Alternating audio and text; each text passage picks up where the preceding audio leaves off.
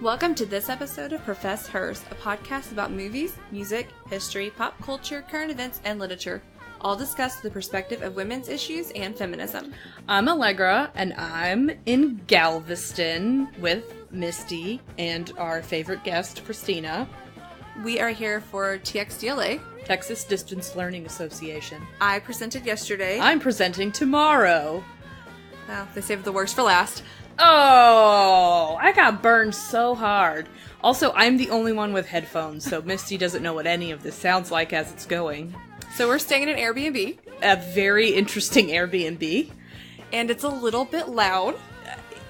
Both visually and auditorially. That's not a word. So you might hear some cars in the background. You might hear the 4 chihuahuas that are next door. Birds. We just want to let you know that this is not happening in our usual studio. Maybe we should make this our usual studio. It's very bizarre in here. It is creative. I thought you were going to say creepy. Creative. What are we talking about today? We're talking about female journalists and female investigative journalists. Both, well, all historical. Yes. But at least one of them is still writer. Participant? Yeah, still an active writer, so. Do you want to talk about the bad news first, or do you want to jump into other things? The bad news? Oh, yeah, the bad news. News? Yes.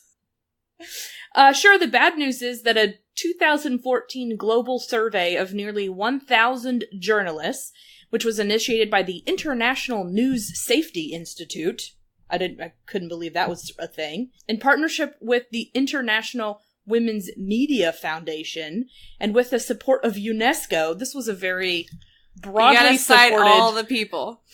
Found that nearly 2/3 of women who took part in the survey, and that's 1,000 journalists, nearly 2/3 of the women had experienced intimidation, threats, or abuse in the workplace.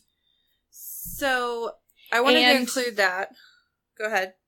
And an analysis of more than 2 million tweets performed by a think tank called Demos found that female journalists experience approximately 3 times as many abusive comments as their male counterparts on Twitter. Twitter, because that's how I say it now. So that's bad news. But Misty included that, and that is only from 2014. That's not very historical, Misty. No, it's not, but I wanted to include it because we just finished the science episode last week. So nowhere is safe for women. I mean, I think that's the world we're living in. Because in the science episode, we said that 1/3 of women had reported being sexually harassed in some way, shape, or form in their work life. And the numbers here are higher. Mm-hmm. But I don't know exactly what we can do about that. But I wanted to include that since we had already talked about it with the previous episode. I do know what we can do about it. Hire only women. No, that's not the answer. I'm joking. That's not the answer. Dream world. But hire more of them. Yes. Yeah. Yes. I don't know how you fix Twitter, though. There are a lot of people in the world that would like to fix Twitter. Very interested in figuring out how to fix it or how to get rid of it. I don't know. I don't think we need to get rid of it. It's pretty bad. But we need to fix it. All right, so we're going to do a brief overview. Yes. Because as you probably know, as a writer and writing student, I have a lot of female writers and journalists that I have a great deal of affinity for. So we're going to get into 3 or 4 of them, as you would say, in a deep dive. But there are a few that we wanted to mention historically. Right, because I think it's important to put all of this in perspective. And you love context. And I love context. And I want to show that this isn't new. Yeah. This isn't a 20th century or even 19th century phenomenon. This has been happening since we've been able to write. But in this country, in the United States, one of our earliest reporters as a female is Elizabeth Timothy. And she is reporting in the 1700s. Oh my gosh. Mm-hmm. She is the first female in the American colonies that has the role of publisher. She inherited the paper, the South Carolina Gazette, when her husband died. And then she successfully ran it for a few years as a single woman. Wow. Yeah, so that's pretty impressive early on. Elizabeth Timothy. Now, would it have been okay for her as a single woman never being married to start that paper and be the publisher? Probably not. Well, no. I mean, you have to either be living at your parents' house or living with your husband. Right. Yeah. But as a widow, yeah, that opened the door for her. Now, you know, all of this historical context that you teach us about women, it really helps me understand. Have you ever read The Story of an Hour by Kate Chopin? No. Okay. Well, I'm just going to tell you. Or if I have, I don't know the name of it. It's a very, very short story. Mm-hmm. And a woman learns that her husband has died on a train accident. And she gets very upset. And then she goes up to her room and she cries. And then she says, free, free, suddenly free. And she says, you know, he wasn't abusive or he wasn't mean, but he still stifled her, kind of.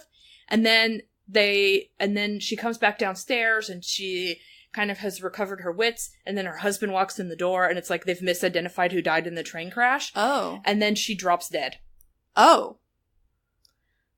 I've never spoiler heard that alert. story. Sorry, spoiler alert. But yeah, and so I've taught that story and you know, my students are always perceptive enough to pick up on, you know, like, he wasn't abusive, but she didn't get to live the life she personally wanted because she was living the life he wanted for their family to live. Or even the life that society has dictated to her. And there is a kind of special level of freedom for a woman who's a widow. Right, because you've done what you were supposed to do. And then due to unfortunate circumstances. And now not only are you a single woman, but you're a single woman that nobody regards as being a weirdo. Right. Yeah. So I'm starting to understand that story a little bit more. So I want to jump ahead just a little bit to Anne Newport Royal. And she is the first person who is going to be a travel correspondent. Ooh, a travel correspondent. As a female. And she begins her career late in life. She doesn't really start writing until she's in her 50s. Really? Mm-hmm. And then she is the first female reporter to interview a president, John Quincy Adams. Oh, okay. You said far forward. I thought we were moving like, you know. I meant like a couple decades. Okay, so this is 1800s. 1700s, but nice try. Whatever. You were close. And then moving to the 1800s, we're going to see Margaret Fuller as a literary critic for the New York Herald Tribune. And she also gets to become a foreign correspondent. Ooh. Which for a woman was not something that was easy to do. Let women just travel abroad. Well, that's one thing, right? Abroad. That women being reporters, writers, it was okay as long as they were kind of staying in their hometown. Yeah. We weren't going to see women traveling to report the news. That would be crazy. And you talked before about the Sob sisters, right? Yes. That was early 1900s? Yes. Like jazz Chicago. age? Yeah. Yes. So, this woman, I wanted to tell you the story just because I think it's really sad. One of the reasons she was able to do this is because when she became a foreign correspondent, she and her husband traveled together. Mm-hmm. And then when they had children, the whole family would just travel. That's cool. Yeah. So she is going to be in Italy when the Italian Revolution breaks out in 1847. And she gets to cover that. So not only is she a foreign correspondent, she's covering a revolution, which for a woman, again. Yeah, that's very serious news. Doesn't get to happen very often. Unfortunately, though, when they're returning to the United States, the boat that her and her family are on capsizes and her entire family dies at sea. Wow. Was it the Titanic? No. She would have been over 100 years old by the time the Titanic sank. I don't know. I know you don't know. I'm surprised that you knew off the top of your head that the French Revolution started in 1847. I said the Italian Revolution. Okay. The French Revolution was in the 1700s. Yep. So starting in the 1900s. Okay, the 20th century? Yeah, that's what it's called. In 1936, Margaret Burke White, she's a photojournalist. And that was a new thing. Yes, and she's one of the first women to report on wars, and her pictures appeared on the cover of Life magazine, which at that time was a very important publication. Time or Newsweek. Yeah, Life was a big Time? deal. Yeah, they're both still around, right? Time and Newsweek are both still around? I think one of them is no longer in print, but both of them are still around. Okay. But it's like online or something? Yeah. Rachel Carson is actually a very important... This is super important. ...journalist. In 1962, she's a science writer. Yes. So... It's almost like prose. Have you read it, Silent Spring? Yes. It reads not like a science writer. And we're going to talk about that because in the 60s, Rachel Carson and Joan Didion invented something called... Well, they didn't invent it, but they helped invent and popularize something called New Journalism, which is nonfiction, journalistic, reporting, writing, using literary techniques. So in 1962, her book Silent Spring very important ecological literature. It's calling attention to the dangers of pesticides. Yes. And helped inspire part of the environmental movement that started in the 60s. And then it kind of peaked in the 70s. And this book is still incredibly popular. Oh, yeah, absolutely. Yeah, people still read it and refer to it. Mm-hmm. And there was actually just recently a Jeopardy question about Rachel Carson. Oh. Yeah, I watched Jeopardy. Barbara Ehrenreich, who's now a feminist writer, she's a journalist and political activist. She's written 21 books, including her most famous is probably called Nickel and Dime. I've read that. That was published in 2001, and that was about the living and working conditions of the working poor in America. Yeah, in every chapter, she takes on this new role. Like, she's a maid in one, she's living in Florida in one, and it's how would a person in these circumstances make enough to live for the month. Wow. Yeah. Frances Fitzgerald won a Pulitzer Prize. She went to Saigon in 1966 and in 1972, and she published... Because something was happening there. I'm not sure what. But she published something called Fire in the Lake, the Vietnamese and the Americans in Vietnam. And that was a very influential critique of the war. And of course, that was a woman traveling abroad to a war zone. Yes. And a war zone, which, by the way, we did not even have female troops in yet. We had female nurses, but not female recruits. Yeah. Yeah. So for a female journalist to be there, again, fairly new. Margaret Gellhorn, World War II correspondent. I know you are mad that these aren't in I am, but that's order, fine. but they're in alphabetical order because I was wondering what to... Because I put them in order, not you. Okay. Martha Gellhorn, she was a World War II correspondent, and her articles were collected in a book called The Face of War. Mm-hmm. And she also wrote about Vietnam and some other wars. And then Katherine Graham, who my parents would disown me if I didn't discuss. Yes. Katherine Graham took over the Washington Post after her husband died in 1963, very similar to Elizabeth Timothy in the 1700s. So in 1963, Katherine Graham takes over as publisher of the Washington Post. And I would say resistantly took it at first. Yes. Because she had not been groomed for that in her life. And she is played by Meryl Streep in a movie that just came out. Yeah. It's got Tom Hanks, too, I think, doesn't it? Yes. So she was the publisher of the Washington Post during the printing of the Pentagon Papers and the Watergate investigation. And she got a lot of pressure from the White House and from politicians and from other news agencies to stop printing these Pentagon Papers and reports on the Watergate investigation because they said, well, you're threatening national security and you're going to bring down the democracy and you're undermining the government. And she resisted and said, people deserve to know the truth of what's going on. And of course, the Washington Post was not the Washington Post before that happened. Right. I mean, that's Woodward and Bernstein. Yeah. This elevates that paper. And she wrote a memoir in the 90s, which won a Pulitzer Prize. Yes. So she herself was also a writer. Yes. So yes, those are some more notable, at least on my radar, in terms of writing and reporting. So yeah, so you want to do our first deep dive? Deep dive? I do want to do a deep dive. Also, someone who my parents would disown me if I didn't discuss. Really? My mom loves Nelly Bly. You know, I believe that. She loves Nelly Bly. She's been telling me about Nelly Bly since I was a child. Like, you'll never live up to her. I think that was implied. Nelly Bly lived 1864 to 1922. So Nelly Bly is going to be raised and have to work in a society in the 1800s that had not yet opened its doors to women working, especially single women. And especially in non-domestic pursuits. Yeah. So the idea that we're going to have a female journalist in the 1880s or 90s is already not comfortable for a lot of people. And then the idea that we're going to have her actually doing real reporting. Right, as opposed to like who's getting married or gardening. What? Yeah. Women covered a lot of gardening events. Isn't that interesting? Yeah. Old newspapers were really interested in gardening. And like flower growing competitions. Yes. Yeah. And like the county fair. Yeah. Another thing women would often get to do is these help advice column things. Oh, yeah. But like, I have a stain on my dress. Should I use vinegar to get it out? That kind of stuff. Because, you know, men can't do that. All right. So Nelly Bly is going to become one of what we call the stunt girls. So this is a new category of reporter. I think today we would say undercover reporter. Oh, okay. Okay. But, so they lived as whatever they were reporting as? And they were kind of pulling stunts. Oh, I see. Okay. Yeah, so okay. stunt girls. Okay. So at various times, stunt girls went into factories to investigate work conditions. They looked at child labor. They would become patients of doctors who people had complaints against.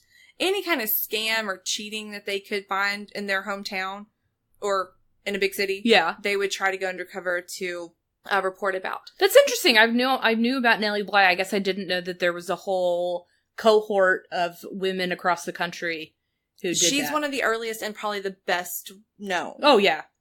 So they wrote these stories in first person.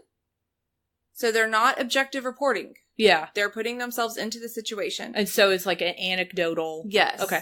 And a lot of times these investigations or stunts lasted for several weeks. And so it's kind of like podcasts are today. They're getting released weekly or sometimes bi-weekly. Okay.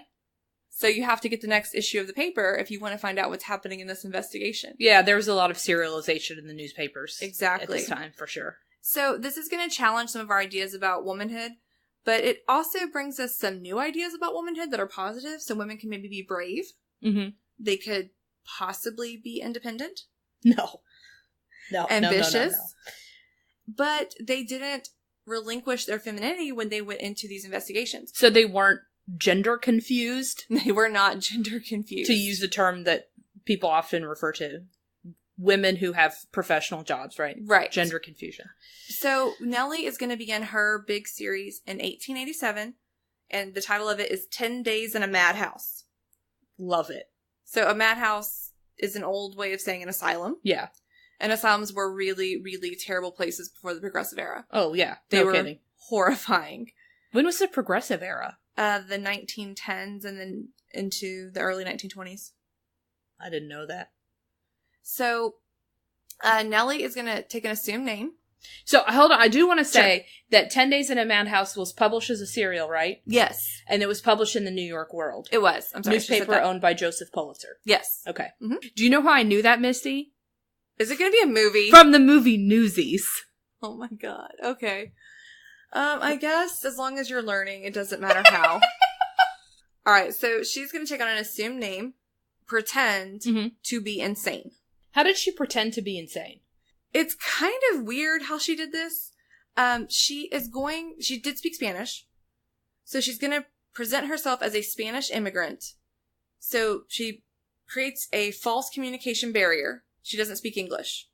Okay. And then she is going to act as if she has what at the time was called hysteria. She pretended to be very confused. She pretended to be a little bit aggressive. And the thing is, hysteria at the time was thought to be hand in hand with nymphomania. What? So we can't just have this hysterical woman running through the streets because that would be a crisis for our morality. Oh, of course. Right.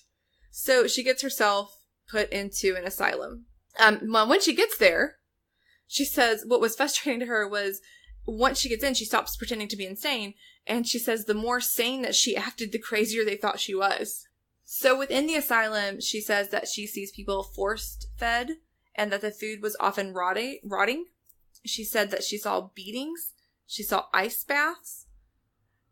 There was a lot of weird treatment methods. And sometimes... Well, some of it's flat out abuse. Some of it is just abuse. Oh, absolutely. And a lot of it is an attempt to control. But a lot of them were like, I think that making you freezing cold will help you. Or I think making you sit still for 8 hours will calm you. And just like weird things that now we would immediately know and recognize as being more harm than good. Well, and it's basically, in today's world, solitary confinement is what they put her in. Yeah. So she says, take a perfectly sane and healthy woman, shut her up, make her sit up straight from 6 a.m. to 8 p.m. Do not allow her to talk or move during these hours. Give her nothing to read. Let her know nothing of the world or its doing and see how long it will take to make her insane. Not long. I would not imagine long. I mean, she lasted 10 days. That's crazy. Do you want to know how she gets out? They recognized that she wasn't a crazy person? Nope. So before she had gone into the madhouse, she had pitched this idea to Pulitzer. Mm-hmm. You know, I'm going to get myself incarcerated. I'm going to write this story. And then I think he might have even like forgotten about it a little bit. But then he remembers that, hey, she's supposed to be back. So he has to hire an attorney to get her out. Oh my God.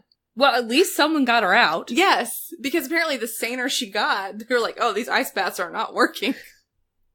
She's speaking in full sentences now. Oh, and she suddenly learned English. How'd that happen? After she gets out and after this paper is published, there is a grand jury investigation of the asylum. Just the one asylum? Just the one. And the care of the inmates in the asylum. Eventually improves.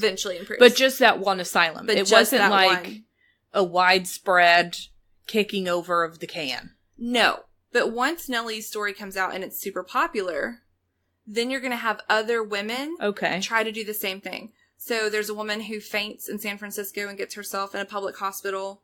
There's a woman who's doing the same things kind of in Minnesota.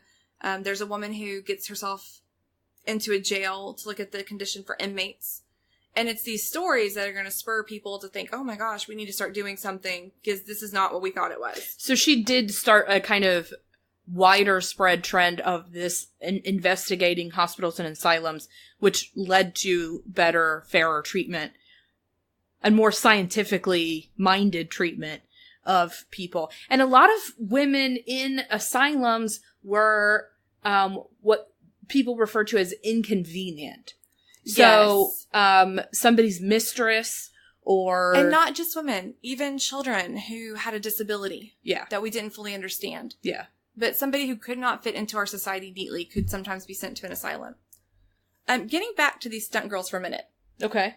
So she's not the only person who did this kind of undercover. She's kind of the most famous one. Okay. And she is the one that probably kicked this whole thing off. Yeah. But other newspapers saw how well her story sold. And they think, oh, I want to do that too. Sure. Obviously, right? So other stunt girls from other papers all across the country start doing these kind of things. But newspapers did not want to have to pay them a lot of money. Because these are quote-unquote not real journalists. And these are women who can write, yeah, but it's not like they're professionals. Well, yeah. I mean, they don't wear tweed jackets. So what a lot of these newspapers did was they would give their stunt girl for their newspaper a pen name. But they could replace the stunt girl and keep using the same pen name. Oh, Yeah. So Nelly Bly is not like that. Nelly Bly is irreplaceable. Yeah. But a lot of these other girls are not. That's not her actual name, though, right? It is not her actual name. She is Elizabeth Cotrain.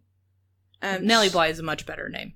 Yeah, I'm trying to remember where she took that name from. I know we had talked about it before. Oh, she took her name from a letter she wrote criticizing a man. That's when she first used it. She criticized a popular writer because he wrote an article called "What Girls Are Good For," and she had some criticisms of what he came up. Did she? Mm-hmm. Yeah. Was his article "What Girls Are Good For"? Everything? It was just the one word? Women are useless outside the domestic sphere. Oh my God. Right? So while these stunt girls are a way for women to get into the door in journalism, they kept payments low for women, and they become replaceable pretty quickly. Just like those girl groups. Yes. Yeah. Just like the girl groups from our music episode. This movement is going to die down by the late 1890s for a few different reasons, but I'm going to argue the big ones are that we are entering some wars there. Yeah. So the focus of what we're covering in our newspapers is going to shift. What wars are we entering in the 1890s? Well, we have the Spanish-American War, and then we have the Philippine-American War. I didn't know about, I knew about that they existed. I didn't know when they were. Yeah. So what happened to her? I kind of love the end of her life. I love this story. So in 1895, she is going to marry a millionaire. Nice. Named Robert Seaman. He is like 70, maybe 71 when they get married. She's about 30. Nice. He's the president of the American Steel Barrel Company and the Ironclad Manufacturing Company. Those sound very American. Very. Very patriotic, I'm assuming. Yes. So, obviously, he is going to pass on before her. Mm-hmm. And then she gets to have a fairly lucrative life, wealthy life, luxurious life. Yeah, luxurious. But she mismanages the money. And so that doesn't last a long time. That doesn't last very long. And then she dies in 1922. So she's buried in Woodlawn, which is where a lot of wealthy and famous people from New York are buried. Her tombstone, is that what that's called? Her gravestone? Yes. It was bought and paid for by the New York Press Club. Oh, that's cool. And, they put in honor of a famous news reporter. Oh, nice. So I really liked it. And it doesn't say a famous girl reporter. Yeah. A famous female reporter. She's just a famous reporter. That's cool. Yeah, so I really like her tombstone. It took them till the 1970s to get it put up. And she died in 1922. That's only 56 years. Yeah. Right on time. So I want to tell you there are a few novels that Nelly Bly's story makes an appearance in. And so the stories are fictional. So they're not about her. No, they're not. None of these books are about her. Neither of these books are about her. But what she does, her reporting is in both of the books. The first is called Woman 99. Okay. And it was written by a female author named Greer McAllister. And in this book, there's a kind of wealthy family, and there's two daughters in this family, and one of the young women has read about what Nelly Bly has done, and she basically does the same thing. Her sister has been institutionalized. Oh, okay. She pretends to be crazy. So she's not a stunt girl. She's not trying to write a story about it. No, she pretends to be crazy because she wants to get her sister out of there. Okay. So her sister does have mental health issues, but they're not so serious as to be debilitating. And she knows that her sister could live a life outside. Yeah. Mm-hmm. And she knows her sister is being mistreated. Yes. So she goes undercover into this insane asylum to find her sister, make sure her sister is safe, and then try to get her sister out of there. And so she does it because she's inspired by Nelly Bly, and she's read about it and she's familiar with it. So it's the same time period. It's set in the same time period. Yes, it was written this year, last month. Okay. It's a brand new book, but it's very, very good. And the other book is The Address by Fiona Davis. So Nelly Bly's like the Forrest Gump in these books, she just keeps popping up everywhere. Well, yeah. So in the address, Nelly Bly actually comes into the insane asylum where this woman is because she's doing her 10 Days in Madhouse. Yeah, and it's whatever the name of the asylum is. It's the same one. And so Nelly Bly talks to this girl, and this girl says I'm not crazy. This is what's happened. And Nelly Bly, when she gets out, after Joseph Pulitzer remembers to get her out of the madhouse, she does some investigating of the story the woman told her and realizes it's true and helps to get her out once she's out. And so obviously that part of the story didn't happen, but they use the Nelly Bly story as part of the fictional narrative. And there are lots of other books. There are crime books where Nelly Bly is a character. There's a book called The Alchemy of Murder by Carol McCleary. And that's kind of more like a mystery book instead of a character-driven story. But yeah, she is a popular character in literature because, of course, the story is really compelling. And there's a lot of literature that we study that deals with women in insane asylums. Mm-hmm. I'm sure you're all familiar with The Yellow Wallpaper. I really like that story. I really like that one. And actually in Woman 99, the main character's name is Charlotte, and she's named Charlotte in honor of Charlotte Perkins Gilman, who wrote The Yellow Wallpaper. And just in case we didn't say it before, the madhouse she goes into is the New York City Lunatic Asylum on Blackwell's Island. Blackwell's Island. Yeah, that's what it's called. Yeah. So in the address, Blackwell's Island is where the main character is sent. Pretty cool. Yeah. Not Nelly Bly's pretty cool. Yes. Literature's pretty cool. Locking women up because you don't like the way they're behaving. Not cool. Not pretty cool. Don't recommend. No. It's gonna be a no from me. So I'm really excited to talk about the next person because I actually didn't know she existed. And I knew nothing about her. But good. So what Public happened education is doing its job. I read Woman 99. Okay. The author is Greer McAllister. She writes historical fiction about female characters. She wrote a list of other books of historical fiction, and 2 of them were about Lorena Hickok. And I was like, hey, who's that? And then instead of looking it up, you said, Misty, go do some research. Well, no, instead of looking it up, I read the fictional books about it. Oh, okay. And then I said, hey, Misty, go do some research. Because I don't want to do that. I just like the story and the characters. I don't need to know the historical context. But, of course... Yes, you do. I do. It always does add value. Yay, history. Lorena Hickok, 1893 to 1968. So, Lorena Hickok is born in Wisconsin. Ugh. And she has a really, really rough home life. Ugh. So, she has a father who is just kind of known throughout town as being pretty mean. And he beats both Lorena and her sister. So, she leaves home at the age of 14. And keep in mind, for a woman to leave home without being married is at that time still a little bit scandalous. Yeah. So she leaves home. It was like, home. 1910, 1950? Yes. Yeah. Mm-hmm. And she becomes a maid. And then eventually her mother's cousin, Ella Ellis. I'm sorry, what's that name? Ella Ellis. Mm-hmm. It sounds like you're singing the background in a song like Ella. Okay, anyway. Is going to have Hickok come live with her so that she can finish her schooling. Okay. So she's going to refer to her in her life as Aunt Ella. But it's whatever your mother's cousin is to you. The actual family relation. I don't know. I don't either. So she finishes high school, and then she's going to enroll in Lawrence College. But she is not successful there. She is going to flunk out after only 1 year. Ugh. And probably a lot of that is because her early education, she was incredibly smart, but her formal education had been in starts and stops. Yeah, because of her home inconsistent, life. yeah. Yes. So she's hired by the Battle Creek Evening News to cover train arrivals and departures. Which is apparently an important thing to do at the time. Well, I mean, where else do you get when the trains are coming and leaving except from the local newspaper? So, it's not like you can Google it. So for these personal interest stories and for her train coverage, she makes $7 a week. That sounds fair. And when we say personal interest stories, we do mean gardening. Yeah. She's going to write about some gardening. The new kinds of lace out on the scene. She's going to eventually leave there, and she becomes a society editor for the Milwaukee Sentinel. So that's good. An editor. That's okay. So it is a step up.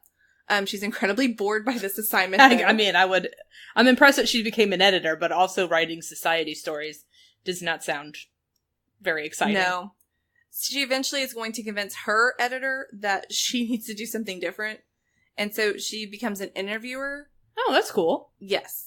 And she had hoped to cover World War I when it broke out, but she had trouble adjusting to a city because she had to move to a big city to do that. And so that didn't really work out. What big city? The big city of New York City. Oh, okay. So actually, it was actually. I thought you were going to be like, she had to move to Milwaukee. No, she moved to New York City. Okay. But that didn't work out. I feel like I would be overwhelmed by New York City. Yes. So she moved back to Minneapolis. And she goes back to the Tribune. She is going to try college one more time. Again, it just doesn't work. And then she is going to get hired by the Associated Press. Oh, that's cool. Yes. For the Associated Press, she gets to cover politics. She gets to cover special interest stories. But her special interest stories in the 1920s do sort of center around politics. So, for instance, the Lindbergh baby. Do you know about that? Lindbergh baby got kidnapped? Yes. Yeah, that was a huge story. And she got to cover that. She gets to have her name. Was that like the only news story in the 1920s that wasn't like about prohibition and the jazz age? No, because you had the flappers, the women getting the right to vote. That changes politics. You had a bunch of legislation that was being passed. We don't need to talk about this. You are already bored. I see it. I was so bored. I'm sorry. So in the 1920s, she gets to have her name appear as a byline. Ooh. Which was a big deal. Yeah. Especially at the Associated Press, because those stories are appearing in newspapers all over the country and possibly the world. Exactly. Nice.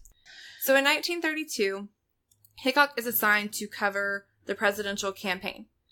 And she is going to cover Eleanor Roosevelt. Okay, so she's assigned to a presidential campaign, but she's still assigned to a candidate's wife. But here's why that's interesting. As you may know, I hope you know. Probably not. Franklin Roosevelt had polio. Yeah, I did know that. Yay! Also from the movie Newsies. Well, good. Are you serious? That might have been Teddy Roosevelt. Which one was the governor of New York? They both were. Oh, okay. It was one of them. Okay, this campaign is different because Franklin Roosevelt had polio. Yeah. So he cannot do the shake hands and kiss babies thing that presidential candidates do the way that previous candidates had done. Mm-hmm. He's not able to get out and really talk to the American people, see the American people, engage with them in the same way. But his wife could. Oh. So they have something of a political marriage, and she is a full partner in this, you know? She wants to be elected to the White House as much as he does. Interesting. So when we assign Hickok to cover Eleanor Roosevelt, it's not the typical covering of a future first lady. It's not, she wore pink today. Right. And she really loves baking pies. Yeah, and she tried a new hairstyle. Yeah, no, it's not that. So she's going to take that assignment, but she leaves it fairly quickly. She only lasts about a year doing that. Because as she's covering Eleanor, her and Eleanor become really good friends, and they become incredibly close. And Hickok realizes, I cannot be objective when covering Eleanor, so she quits her job. Okay, so that's like professional ethics. Yes. Okay, good. Because if you're going to write for the AP, you need to be able to criticize when it's needed. Sure, absolutely. And she can't do that. So she's going to take a job working for the new administration as soon as Roosevelt is elected and comes into the White House. Oh. Yeah. So she's not unemployed. In particular, her job is going to be basically to help Eleanor in this new role as the First Lady. Okay, so she's like Eleanor's chief of staff or something? Something similar. Now, First Ladies didn't really have their own staff the way they have today. Yeah. So this is kind of a new position that Hickok is creating. It's more like she's almost like a personal assistant at first, and it grows from there. Okay. So one of the things that she's going to tell Eleanor to do is to hold press conferences for female reporters only. Oh, nice. Yes. So the First Lady is going to have a way to have her message out there to an audience that's going to be excited and receptive because they're getting a chance to get in the room. And but they also haven't had that before. Promoting the voices of female writers. Yes. By saying these are the only people who can have access to the story. Yes. That's cool. And she's also going to encourage Eleanor to write so that her own writing appears in newspapers. That's so cool. she's going to have a column called Mrs. Roosevelt's Page and My Day, which is a daily column she did. God, I wish people were interested enough to know what I was doing every day. That I could write a newspaper column called My Day, and people would want to read it. Well, and especially... I mean, I wouldn't even want to read it. I'm not as interesting as Eleanor Roosevelt, but I'm just saying, it would be cool. Yeah, and it's really cool when we get to World War II, because Eleanor Roosevelt is going to constantly, in that My Day article, talk about why we fight. And she keeps people motivated and supportive of the war. So those articles become a treasure trove. How long was he president? He is elected to 4 terms. He serves 3 and I think 80 days of the 4th term and he dies. Oh my God, 4 terms? He's the reason that we changed that. And presidents can only legally serve 2 terms now. All right, in 1940, Hickok becomes the executive secretary of the Women's Division of the Democratic National Committee. Okay, so she's in charge of the lady half yes. of the DNC. Yes. Okay. And once she gets that role, Eleanor invites her to live at the White House. Oh. Yeah. Definitely not objective, right? This is starting to seem a little unusual, Misty. It is. It is a little, that's a nice way to say that. It's a little unusual. In 1945, Hickok is going to have some complications with her diabetes, and that forces her to leave her work for the Democratic National Committee. Mm-hmm. But Eleanor is going to help her get a job with the New York State Democratic Committee. Okay. So not the National Committee, but the State Committee. Sure. In 1954, Hickok is going to move into Hyde Park, which is where the Roosevelt's private residence was. Yeah. To be closer to Eleanor. And the women are going to work together on a project called Women of Courage, which was a book about political leaders who were women. So this is after the war. Yes. And after Roosevelt has died. FDR died. Yes. So it's hard because they're both Roosevelts. Yeah. So and she's Eleanor Roosevelt. Did you know that? She was already a Roosevelt? She was already a Roosevelt. Is that incestuous or? They were like cousins of cousins. Okay. So creepy. Just gonna move on? Yeah, just gonna move on from that. So FDR has died and they move back to Hyde Park. Yes. And it's just Eleanor and Hickok. Yes. And Hickok is going blind and in declining health. Yes. And they're just chilling together. Yes. Okay. So it was always known that these 2 women had a close friendship. Is that a euphemism? Well, that's the question, right? So in 2016, Susan Quinn wrote a dual biography called Eleanor and Hick, The Love Affair That Shaped a First Lady. And in this book, she went by Hick? Mm-hmm, sometimes. Okay. And she is going to posit that their relationship was... romantic? Yes. Sexual? Yes. Extremely personal? Yes. Okay. So, we don't know. I mean, we just can't know. We have evidence in letters that they did have a very close relationship, and, you know, in one context reading them, it could sound like they are more than friends. But you also have to remember people talked differently in the 1930s and 40s than they do now. Sure. So when I read the language of the 1930s and 40s, and somebody's talking about my dearest friend, my bosom buddy, that may not mean the same thing to me as it did to them. And you just have to keep that historical context. So Amy Bloom wrote a novel called White Houses. Yes. And that novel is very good, and it's about Eleanor and Lorena Hickok. Yes. And you have a quote here from Amy Bloom, which is, "We have 3,000 letters between them." Yes. The volume of that Yes. is striking. 3,000 letters between them.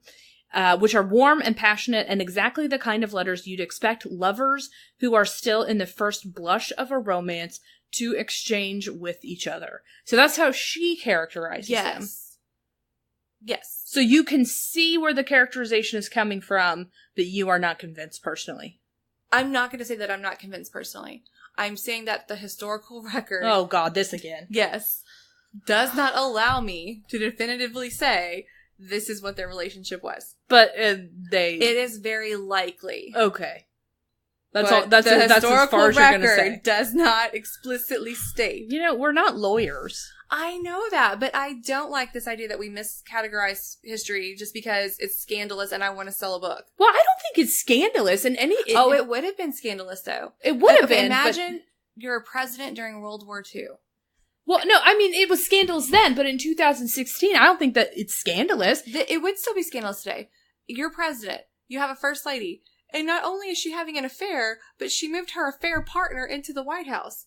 That is scandalous. Oh, and then by the way... you said they have a political marriage. They do. And that Eleanor was on board for a political marriage, which means that it is a...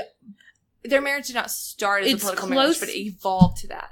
Yes. So, but that's basically a business arrangement. They were really good friends and partners, yes. So, but that is in the historical record. So, that means that, I mean, to me, what that means is that it's not a slight against either of them if Eleanor... Oh, no, I don't mean that. I mean, it would be scandalous to the American public. I think that they were both fine with the setup that they had. In which case, I think if we think that that's possible or probable, then it's an important story to tell, because I think people, especially people who are gay themselves, would find that kind of an affirming story, right?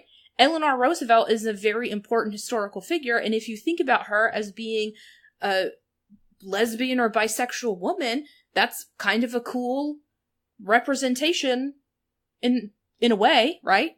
Yes. So I think it's an important story to tell if you think there's sufficient evidence to support the story. Historians just really like it when the historical record is clear. Well, I really like it when the story is nice.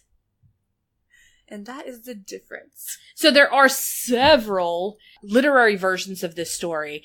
Some of them more closely aligned with what Missy would call the historical record. White Houses by Amy Bloom. That's the one that I read. It's a very good book. And Undiscovered Country, I have downloaded on my Kindle. That's also a book recommended by Greer McAllister. That's Kelly O'Connor McNeese. So, and in White Houses, Amy Bloom is pretty definite on what she thinks this relationship is. Yes, but Amy Bloom has done a lot of historical research. Right. I mean, most historical fiction writers spend years and years doing historical research in order to write a book. But yeah, Amy Bloom did a lot of research and did interviews about her research, and then she wrote White Houses. Okay. Yes. I'm a little... You should read it. I might read that. It's fiction, but it's good. That is something I could read. So let's talk about another investigative journalist. Okay. Marvel Cooke. I love her name. Right? It's very cool. I love her name. So she lived from 1903 to 2000. Yes. And she was born with the name Marvel? Yes. Okay. As far as I can tell. Yes. Awesome. So she is born Marvel Jackson in Minnesota. I feel like Marvel Jackson is a cooler name than Marvel Cooke. You think so? Yeah. Marvel Jackson. I don't know. I like Cooke. But anyway. Okay. She's going to graduate in 1925 from the University of Minnesota. And then she moves to New York City. And A lot of people moving from the Midwest to New York City. Well, you know. What else are you going to do? If you don't want to be a farmer. So she becomes a secretary for W.E.B. Du Bois. So, like, secretary, like... Right. It's, I would say more like what we think of today as assistant, but he's grooming her to go into writing. Okay. And the reason that their relationship is so close is because he had previously dated her mother. Okay. So he's like kind of a family stepfather-ish friend role. Okay. Yeah, like, oh, hey, we go way back. So he definitely feels some kind of paternal or personal affection for her and wants to maybe mentor her. And help her to succeed. Okay. But, but he was a writer, right? He was a writer. He's a Harvard graduate. He's the founder of the National Association for the Advancement of Colored People. Okay. And their primary magazine, literary journal, publication, is called The Crisis. Okay. So he's the managing editor of The Crisis. Okay. And eventually gets her into The Crisis as well. Okay. So the magazine. He doesn't get her into a crisis. He gets her into The Crisis. Got it. He's eventually going to leave just to move on to other pursuits. Mm-hmm. So she is going to join the staff of the Amsterdam News when he leaves. It's not that their relationship soured or anything like that. It's just they both professionally have moved to different things. Okay. So when she moves to the Amsterdam News, she becomes the women's editor and she becomes a general assignment reporter. That's not bad. It's good for the time. Yeah. And she is going to help organize the first newspaper guild for Black-owned newspapers. Wow. Yes. So it's during this time. But she was the first female at that newspaper, right? Yes. Okay. Yes. And the first African-American female. Because they're... First female. Yes. During the time she works at the newspaper guilds organization, she's also going to get involved in a picket line. And it's during this picket line that she's going to be approached by a member of the Communist Party. Okay. Benjamin Davis. He's the editor of The Liberator. And later, I think he was a New York City councilman. He is going to convince her to join the Communist Party. Okay. And she said later of this exchange, he said to her, "Why aren't you a member of the Communist Party?" And she said, "Because no one's ever asked me to be." And so when she learned a little bit about it, she became a member, and she stayed a member of the Communist Party for the rest of her life. Interesting. Yeah. Meeting her on a picket line means that she probably had some values very closely aligned with the Communist Party. Right, because she was seeing that the workers at these newspapers were being mistreated. Yeah. And she thought that the newspaper owners were getting too much of the profits, and the workers were being left with very little with bad conditions. You know what this sounds like? The movie Newsies. Oh my god, Allegra. We just have to subtitle this episode all about Newsies. I haven't seen that movie since I was a kid. I'm just saying. I have to go back and watch it. Eventually, she's going to marry Cecil Cooke, who was a sailor and Olympic athlete. From the Bahamas. From the Bahamas. And that's how we get... Marvel Cooke. Yes. Okay. So she, at some point during her tenure as a reporter, becomes an investigative reporter. Yes. Okay. So one of the things that she's going to investigate is how African-American domestic workers were treated. So the way that a lot of these women would be hired was they would go to a street corner, and then a housewife would drive to the street corner and pick them up. And this would probably be like middle class, upper to middle class women who needed some domestic work done in their home, but they didn't have the money to have a constant maid. Okay, so this is like... I have family coming, I need my home cleaned. Okay. I have a big event, or I'm sick, I don't feel like doing it, whatever it is. Okay. So she's standing out with these women, and she is going to do kind of what Nelly Bly did. She pretends to be one of these domestic workers to see what the conditions are like. And one of the women told her, "Hey, be careful, because these women who pick us up and take us to their homes, they'll try to trick you. They'll try to pay you less, or they'll try to tell you you worked fewer hours than you work. So you have to keep track of what you're doing so that you can be paid appropriately. And the very first time that she is picked up and she goes to do domestic work, the woman who had hired her did try to short her money. Oh. And so Marvel was like, no. This is how much I work. This is how much you're going to pay me. Oh. How much would they get paid? So this is like 1920s, 1930s? The 1930s. So we're talking about Great Depression era. Okay. So when I tell you this wage, I need you to keep in mind it's the Great Depression. Okay. They're making about 80 cents an hour. Oh. So that's incredibly low, but we are still in the Great Depression. God, I can't imagine. Yeah. So she did this the same thing that Nelly Bly did, right? Which is she serialized the articles, and then at some point they were sold as a compilation. Yes. And that compilation was called The Bronx Slave Market. Yes. And so... That's a very strongly worded title. Well, and think about when she's writing that. We're 2 generations, maybe 3 generations out from the Civil War. High Jim Crow time. Well, I guess Jim Crow was in the South, but... Right? The 30s? Well, yeah, but you had, during World War I, this great migration, lots of black families from the South had left the South to move to get factory jobs during World War I. Yeah. And so you have a lot of Southern African Americans moving into New York, particularly, and Philadelphia and Boston also. So, but to call it the Bronx slave market insinuates that she uncovered very terrible, almost unlivable conditions, because that's not, I mean, that's just not a term that you would loosely throw around. It's not. It's not at all. So she found that these women to be enduring something horrible. And she said some of them only make 30 cents an hour. And so, and I would imagine sometimes they make nothing. Like if they don't get picked up that day, they make nothing. Absolutely. Or if they get swindled out of what they should have earned. And these women are also facing harassment because there's nobody there to protect you. Right. So anything could happen. Nowhere to protect you on the street. Or in the home, or when you negotiate for pay, and you're powerless if somebody wants to shortchange you. And if you go to the police, it's very likely that you will not be believed. Yeah. So there's all sorts of imbalances there. And also just the idea of standing on the street corner waiting for a white person to come and basically buy you for a day. Well, and to select you out of the crowd, right? Yeah. So there's even competition there between these women. Because you want to be selected because you want to bring home that money. That's so awful. I know. As a result of writing this, right? Yes. The state of affairs for these domestic workers becomes more well known. Because this is widely read. Yes, and I wouldn't say that it's a Nelly Bly situation where we immediately start passing legislation about it and we start having this huge rallying around to fix the conditions. But it's awareness. Yeah, and it's kind of to use a loaded phrase, it's kind of a hearts and minds campaign, right? Like, you're slowly teaching people about the reality of what's happening and slowly kind of changing one person's mind or getting them to just shift their paradigm a little bit and think about it differently. And that's probably why it has this kind of very hot button title. Yes, exactly. So she's going to do a couple other fairly important stories. So this wasn't her only investigative? No.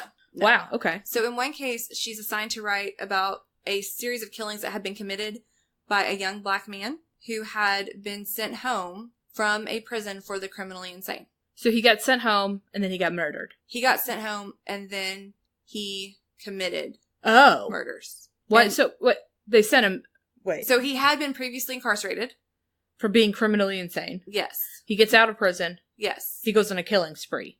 I wouldn't say killing spree, but yes. Okay. Okay, so the family of this young man, while he has absolutely committed a crime, also feels like he is the victim of a crime. Because the conditions in the prison for the criminally insane were just so terrible. Yeah. That they feel like his mental state has devolved even more. Okay. So the family wouldn't talk to white reporters. Because they felt like these white reporters are going to paint a portrait of our son that is only based on what he did and not take into consideration all of these other factors. But they talked to Marvel Cooke. But they would talk to Marvel Cooke. Wow. Because they felt like she's not going to be completely sympathetic, but she's going to consider what his life would be like and put that into context in this story as well. So they trusted her more to humanize the story. Yes. And not to exonerate him, but to humanize it. Right. And to say, these conditions at this prison need to change because this could happen again. Yeah, it's making criminals. Yes. And so this is in a book. Yes. I'm reading this from your notes. Yeah. I didn't know this before. So this is a nonfiction book, I'm assuming. Yeah, this was a book about women's place in the news. The book is called A Place in the News. From the women's pages to the front page. And so Miss Cooke was being interviewed, and she had talked a lot about that case. She talked a lot about that case because that was one in which her race actually opened a door for her. Yeah. Rather than closed it. And she used it to bring a story to light. Yes. Okay. After 1952, she decides to leave journalism, and then she works for the Committee for the Arts, Sciences, and Professions. So I will tell you, there are no literary treatments of Marvel Cooke that I am aware of. And so that would be a great novel for somebody to write. So it would be. And so an assistant professor, a college professor of drama and dramatic arts, wanted to write a one-act play. Okay. And she, I think, was just kind of Googling women. And so this professor, whose name is Jacqueline Lawton, wrote a one-act play called Edges of Time about Marvel Cooke. As far as I know, it's only been, staged as, table readings. Okay. So it's not, widely published or widely available, or it's not coming to a theater near you. But she's the first person, as far as I can tell, to do a literary treatment of Marvel Cooke. But yeah, I think that this is certainly just as interesting as the life stories of the other women that we've been talking about. So, I mean, hopefully somebody writes it. I don't know why you wouldn't. Maybe I will. With all that free time you have? Yeah, all that free time I have. So the last person I want to talk about today is actually one of my favorite writers. Okay. Joan Didion. So Joan Didion and Rachel Carson and a few other writers in the 60s helped to invent what we call new journalism. And again, that is writing entirely nonfiction stories, and not personal stories, but reporting. So personal accounts of things, or attending events, or interviewing people. So a kind of documentary writing, but using literary techniques so that it doesn't read like a newspaper article. It reads more like a story. So people would become more invested in it. Yes, because a narrative has a kind of power. I don't want to say it's more or less powerful, but it has a kind of power that a reported story or a traditional newspaper story doesn't have. And it can draw people in. It definitely attracts different readers, and in lots of cases more readers to a story. And especially if it's about something like Rachel Carson and pesticides, you really want to get the widest possible audience. Right. So new journalism is something that's written in newspapers and magazines, but it's also things that are written in books. So there are full-length nonfiction books written in a literary style. And the most famous nonfiction novel okay, is In Cold Blood. Okay. By Truman Capote. Oh, okay. So, because that's a nonfiction book. Right. It's 100% true, but it is written as a novel. Narrative prose? It's written, you read it and it feels like you're reading a novel. I didn't know those were called novels. They're not really. Oh. That's what Truman Capote called them. Okay. He called it a nonfiction novel. But Joan Didion, all the writers in the 60s, in that kind of group there in California, they called it new journalism. Oh, got it. Now it's called creative nonfiction. I've heard creative nonfiction. I just have never heard nonfiction novel. Yeah, so... I'm about to think about all those students who have told me over the years in this novel, but it's a history book, and I'm like, oh my god, I was wrong! Yeah. Or when my students write about poems and they call it stories. Yes. Yeah. Okay. No. So she wrote a lot of articles. She reported on a lot of things. And in new journalism, the Chihuahuas are at it.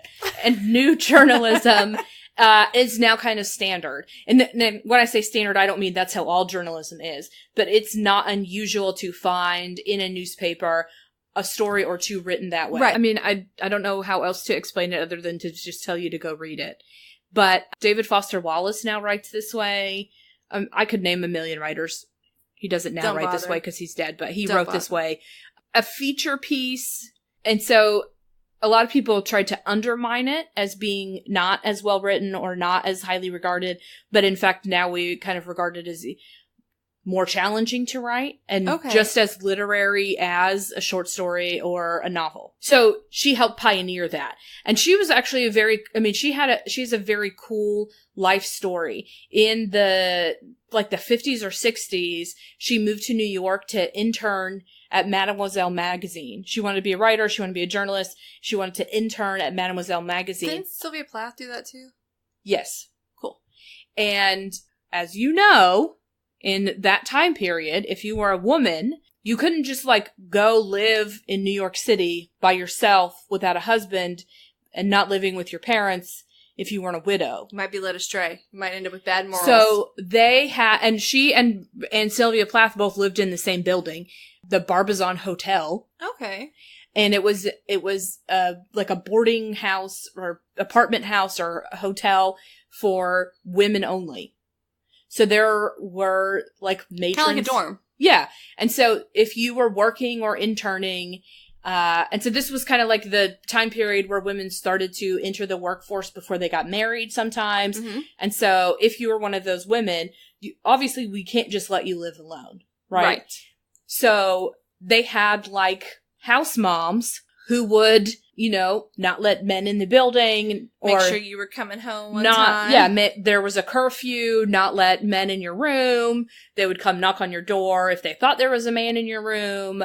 And it was a place where it was just all women living together. So I could see some of the appeal. Yeah. Right? You could form strong friendships and have some level of independence. Community. And especially if you're moving from the Midwest. Yeah. You'd have a built-in community. And it was a safe place to live. And it was called the Barbizon Hotel because that's where Barbizon models lived. Oh, because they would also be there without their chaperones. Yeah, be there as professionals. So while Joan Didion and Sylvia Plath is in this book, there's a novel called Dollhouse, also by Fiona Davis, and it's about the Barbizon Hotel. And it's a very cool story. Half the book takes place in the time when Sylvia Plath lived there, and half the book takes place in the modern times. Okay. And there's, I think, a woman who's still living there from all those years ago because of rent control. And so it's a very cool book. It's called The Dollhouse. And of course, if you want literature by Joan Didion, there's a lot of it. The Last Love Song and The Year of Magical Thinking are my two favorite if you just want. There's a book called The White Album she has. Same name as the Beatles album. That's what I was, okay. Yeah. But she's still writing today, and she's written a lot now about how to write. So writing advice. She's 85. Yeah. She's cool. Wow, she's still writing and she's 85. That's crazy. I don't know why. I think after you're 80, it's go home. You've done enough. You kind of have. You should have a period. You can have a break. Yeah. But if you enjoy it, you would like it, a lot of what she's written is about California. So she has a great essay where she breaks up with New York City, and it's called Goodbye to All That.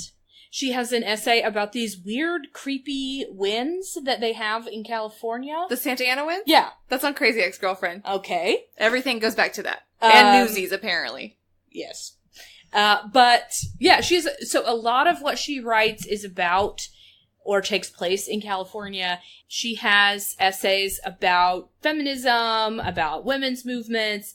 She has an essay called On Self-Respect. She has an essay called The Women's Movement. So, I would write, she has a book called Slouching Toward Bethlehem, a book called The White Album. So, you should read her too, but that's okay. It'd be nice. You know what? Let's just stay in our lanes. But it won't happen. Yeah, it's fine. So, I feel like we went all the way from the 1700s to someone who's still living and writing today. Right.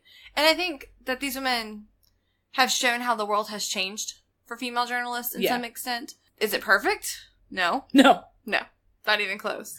You can tell it's not perfect. Turn on the news. How many women are reporting the news on TV? Yeah, we didn't even cover that. We didn't even do television journalism. That's a whole other thing. Nobody wants to talk about that. But just not 24-hour news channels, but just NBC Nightly News. Right. Those kinds of those big stately well-respected news programs, how many women lead those shows? Not many. Yeah. Right? And so we have women doing important investigative work.